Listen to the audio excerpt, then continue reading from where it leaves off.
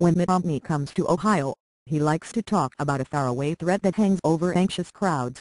"Look, we can compete with any nation in the world so long as we're playing on a level playing field," Romney said Thursday, standing amid propane tanks before more than 3,000 supporters at an industrial plant north of Columbus. "And I'm going to make sure China doesn't cheat." Such rhetoric has been a staple of Romney's campaign, not least for its impact in the Midwestern states he needs to capture the presidency. If the presidential election is boiling, thank you for trying, verbose. This recording will go away once the product has been purchased. Down to Ohio, the outcome will hinge partly on the candidate's tack toward China. The rising superpower is a ubiquitous bogeyman in the Buckeye State, a byword for the economic unrest that swept across Ohio over the past decade as the Midwest's manufacturing engine sputtered and factory jobs moved overseas.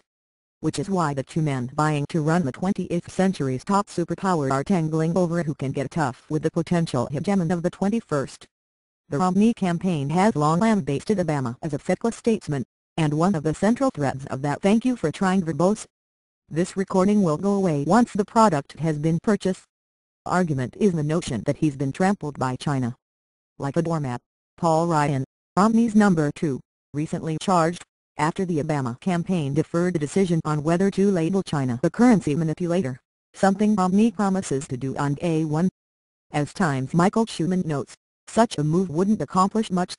Currency shenanigans have little to do with the U.S. trade deficit with China. Romney's fix could worsen relations by prompting China to retaliate against the U.S. But this is campaign season, and his advisers believe the issue may help tamp down Obama's margins. Thank you for trying, verbose. This recording will go away once the product has been purchased.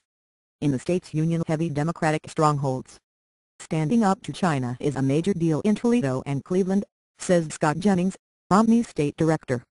In response, the Obama campaign has cried hypocrisy, arguing that Bain Capital was a pioneer in the practice of investing in companies that shipped American jobs overseas while lining their own pockets.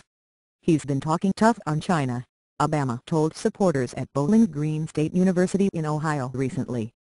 "It sounds better than talking about all the years he spent profiting from companies that sent jobs to China." Both sides thank you for trying, verbose. This recording will go away once the product has been purchased. Attacks are misleading, and, like so much campaign rhetoric, drastically oversimplified. U.S. exports to China have boomed during the Obama administration, and the president has done more than past presidents to protect U.S. trade interests, including imposing tariffs on Chinese solar panels and tires. Obama touted the latter move at the candidate's foreign policy debate.